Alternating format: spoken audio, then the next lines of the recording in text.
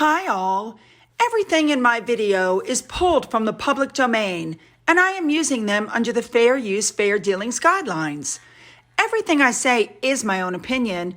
You should look into this information for yourselves, but I'm pretty sure I'm right. Hello everybody, good morning. All right, first of all, I want to thank my subscriber that sent me this magazine and this magazine. Very exciting. I can't wait to look them over. We have a lot to cover, you guys. Let's just jump in, shall we? Let's go. We are going to start off this morning with Princess Catherine, who went to the Anne Freud Center in London today.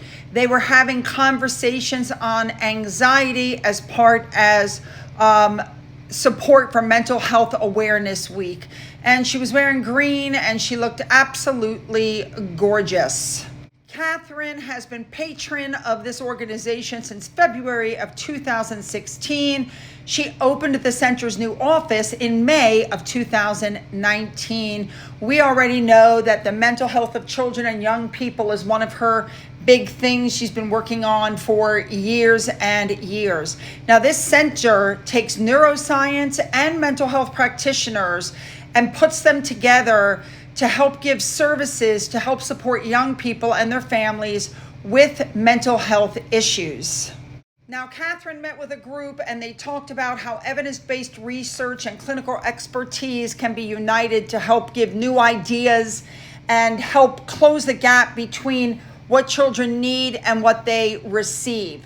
She then met a group of secondary school students that were taking part in an interactive activity that explore how they cope with their own feelings of anxiety when they have them.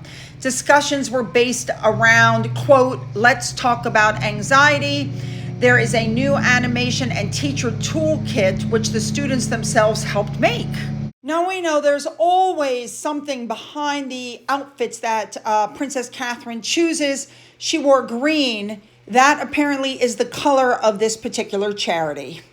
Now we know that students there learned how anxiety is a part of everybody's life, but that they can learn coping skills and activities to help, come up with strategies that can help them when they feel anxious. And these discussions are part of the work that we know is from the Royal Foundation Center for Early Childhood, which the Princess of Wales launched in June of 2021. This is all about the importance of positive physical, emotional, and cognitive development in the first 5 years of a child's life. Now, before that activity, she went to Family Action, Catherine did, to talk about the cumulative impact that the pandemic has had and the cost of living crisis that's going on as well. All right, moving on. Next up, we have Queen Camilla, who stepped out for her very first solo engagement since the coronation.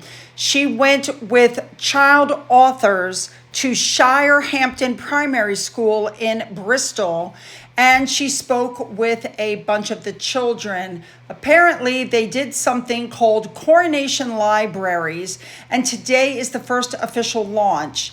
And they will create libraries and reading spaces in 50 locations across the UK in areas that have a low literary rate.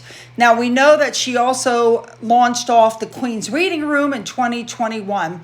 So as part of this library launch, Queen Camilla spoke with pupils and librarians and people from other host schools as well. She joined a reading session from Horrid Henry author Francesca Simon in the new Coronation Library before she went and had a draw-along session by Rob, I hope I'm saying this right, Biddulph.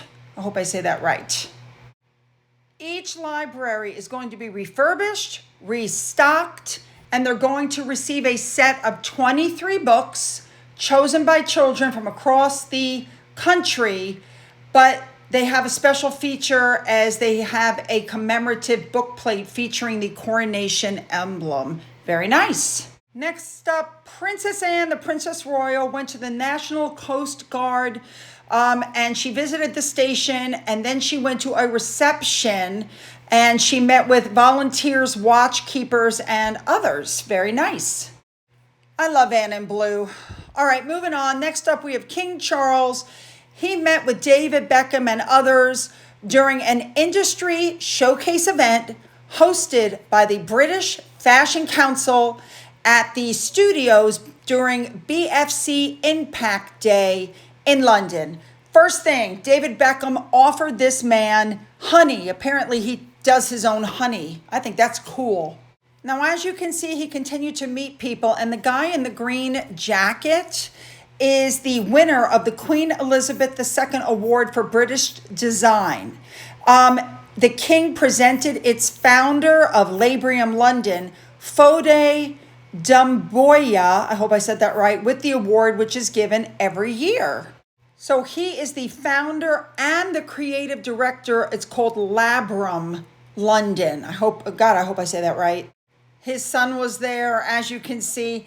I think that's very nice. Very, very nice award. And I love that Charles went instead of Camilla.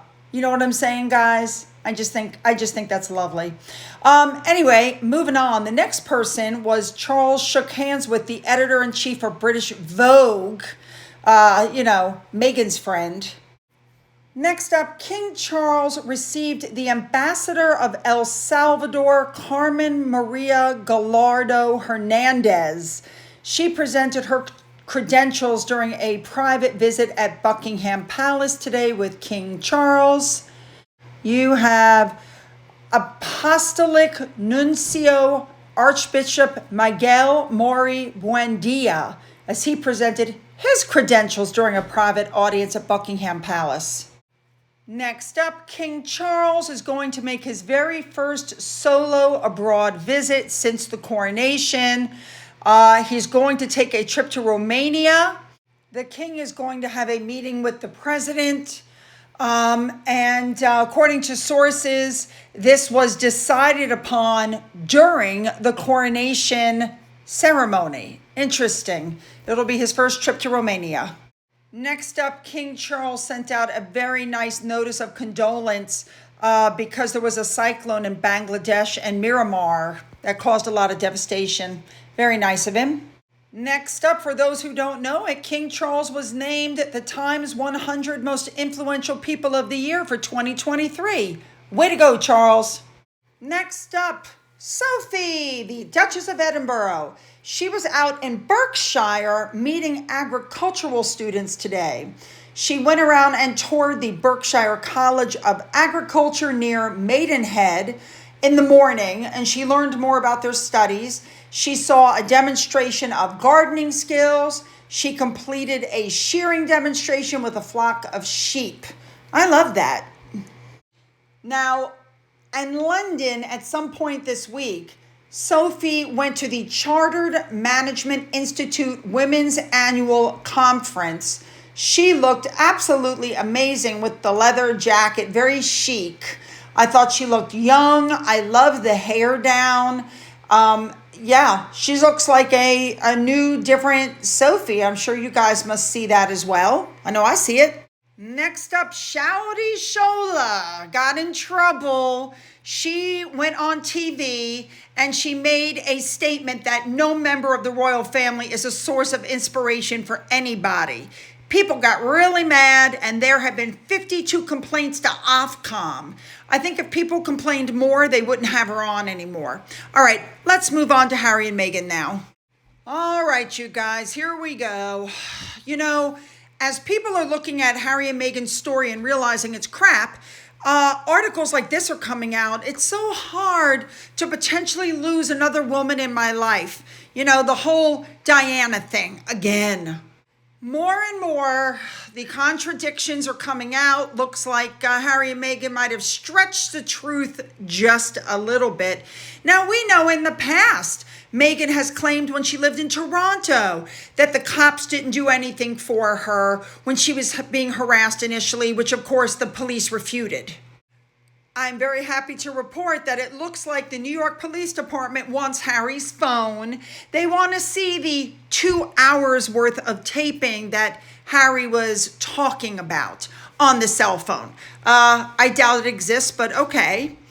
We know that they're spending $1 million on security. We know that they want the taxpayers to pick up the bill, which is why Harry is fighting for his security in the UK. Don't forget that this is all going on while he's fighting for it in the UK, all right? We know that the Sussexes gave one story. We know that the police gave a different story. We know that security gave a different story. We know that the taxi cab driver has given a different story. We know that Backgrid has given a different story. And now the actual people on the ground have spoken up and given their story, and it's interesting. Now, for those of you who are wondering how this whole thing came to be, here you go. What's come out is that the photographers who always seem to show up and get pictures of Harry and Meghan as they're going to dinner, it looks like Harry and Meghan's security tipped them off that there might be a dinner afterwards. And so they were basically they were invited to follow Harry and Meghan to get photos of them going in and out of dinner. That's how this whole thing started. Now, we know that the evening started out with Harry and Meghan going to pick up this award, which, by the way, nobody's talking about anymore. And she got up and she gave this 5-minute long speech. You'll be happy to know she referenced herself as I or me or my 43 times in her speech. She certainly didn't disappoint. Now, one of the things she referenced in her speech was some magazine that she said her mother had a subscription to, and she was reading that magazine all the time. Interesting, thank you to Meghan's mole, because the magazine was only available from 1972 till 87. So she was either 6 years old or younger when she was actually reading it. Shocking, I know. You know, everybody's talking about this. Even Whoopi Goldberg called out this whole thing as BS, saying that story just doesn't work in New York. Okay, if Whoopi Goldberg calls you out, that's not good. But thank you to Jojo March for reminding me about this. You know, when Princess Anne actually had a real kidnapping, somebody was shot, and she basically sat in the car and said, I'm not going. Now, before we get there, I want you to know that Harry and Meghan had their attorney fire off a letter to Backgrid demanding everything that they had, every photo, every video. And Backgrid wrote back, and what he said was, in America, as I'm sure you know, property belongs to the owner. Third parties cannot just demand it be given to them, as perhaps kings can do. Perhaps you should sit down with your client and advise them that his English rules of royal prerogative to demand that the citizens hand over their property to the crown were rejected by this country long ago, and we stand by our founding fathers. Wow. Now, a lot of newscasters are ripping the crap out of this story, so we're going to start with this one from GB News. Listen to this. Hello. Cameron, come on, this is ridiculous. I mean, we were sat in the studio. 2 hour cartoon. Come on, what are they thinking? You know what his option was just to go somewhere else for the night, or just to go and stay at his friends and accept that the press knew where he was. He was, yet again, trying to have his cake and eat it. Yeah. They do not realise they can't ask for their privacy whilst detailing the minutiae of their lives through every available medium at any given moment of time. It's just another example of that, isn't it? They've gone to America to be private citizens. She accepts an award in a very public place, TV, dressed tonight. She looked fantastic. So you look at the paparazzi pictures, which we're not going to show, but you can see Prince Harry is visibly very angry, and he is holding his iPhone up, and he is filming the paparazzi photographers. There we go. So the footage will be in the next Netflix documentary because Harry is basically filming it himself. Yeah. That's what this is as well. This is a trailer for the next series. Yeah. Then GB News had the next guest on. This was even worse. Listen to this. I mean, the thing is, the point was made, they got in touch with the media before they got in touch with the police department. I mean, just tells you everything you need to know about this story. Okay, all right. How about Fox News in the United States? Listen to this.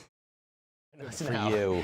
Miranda, look, we all live in New York City, at least part-time for me. 2 hours through the streets of New York, a car chase to pass the smell test. No one believes them. That's the hilarious thing about this. You know, I think Meghan Markle is trying to channel Princess Diana to make Prince Harry love her forever. But no one believes it because we all live in New York. You can't have a high-speed chase. Even Eric Adams, who always tries to be diplomatic with celebrities, even he said it was hard to believe. The NYPD says it's not the way it went. The taxi driver you just heard say the same thing. So it doesn't pass the sniff test. You have to give them credit because no one was paying any attention to the fact that they were in New York, and now everyone's talking about them. And New York is covered up in cameras, so we should soon have footage. Yep. There are reports, by the way, from ABC now that they were actually home within 20 minutes. Yes, can we all acknowledge for a second that Meghan Markle is a bad actress, but she's an even worse screenwriter? Because this story is so ridiculous from the jump. Like, they called it a near-fatal chase. Why was it near fatal, Will? Because anyone who believes this might die of embarrassment when the facts come out. Dude, we live in the most heavily photographed city in the world. The idea that they could be driving around in a French Connection style chase for 2 hours and we don't have 1,000 videos of this online is everything you need to know. So I completely agree with I say what I see on Twitter. I think she's trying to cash in on the Princess Diana tragedy. But then again, so is Harry. Now, let me just tell you that people in New York are ridiculing these two. Okay, I found 2 TikTok videos that are hilarious. Subscribe to these 2, but here they are back to back. Watch this. Does anybody want to know what a real car chase would look like in New York City? Oh, he's getting far. That's what a real car chase will look like in New York City. Oh, Meghan and Harry, you silly little Englishmen. Midnight, I'm out. 1, 2, 3. Woo! Where are you going? Carlisle Hotel, please. I need to go now. Carlisle Hotel, okay. Oh my God, that was close. Yo, buddy, calm down. What you doing? Oh my God! Don't ever stand please, fucking crazy, man. Hey, buddy, get out. Get out of my taxi. You mean like the movie Get Out? Get out. Why? And I don't know the movie Get Out, but you need to go. Clearly, it's like a, Ooh, look at me. I love my brother. I love my family. That's hurtful. God. Some people. Now, DC on Twitter sent me this. This is hilarious. That this should be their statement that they should release now. We'd like to apologize for our earlier statement. The Duke of Sussex was playing Mario Brothers on his phone and due to the magic mushrooms became confused about reality. I would accept that. Here's my thought, people. They didn't get a police escort. This, what you're looking at, is the escort that William and Catherine got when they arrived in Boston just 5 months ago. This is what they wanted, but they didn't get. So this is the problem. This is what Meghan wants. This is what Harry wants, but they don't rate that anymore. And that is the problem. Again, we've got conflicting reports. The taxi driver said there were 2 cars behind them. And by the way, those were the blacked out SUVs that helped deposit them where they were supposed to be. But Chris Sanchez from their security detail said there were 12 vehicles as well as bicycles and scooters. You know, I said it before and I'm going to say it again. I am waiting for the CCTV footage to be released because what has come out is that Harry's SUV was driving erratically and blocking off roads, which they were not authorized to do. The police pulled them over, said something to them, and then they went to, you should also know, they're saying, well, we went to the police department, but they did not go into the police department. They were outside the police department. They never dialed 911, nothing. Now, the articles have come out that the royal family has not reached out to Harry. Friends close to Harry are apparently upset, saying that they expected the royal family to reach out and they're frustrated. So I guess maybe they were doing this trying to get the royal family to reach out, but the Sugars have gone mental.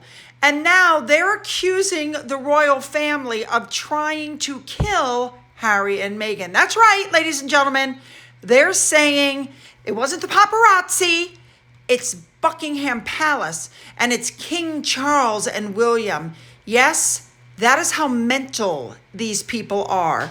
It's beyond mental. It's like, what do you want them to say? Harry and Meghan have been attacking them for how many years now? What do you want them to say? This is the path Harry and Meghan have chosen. They're multimillionaires. They can afford their own security. That's it. End of story. Man. Now, just a few more things before we go. I know you've seen this picture of the cab before.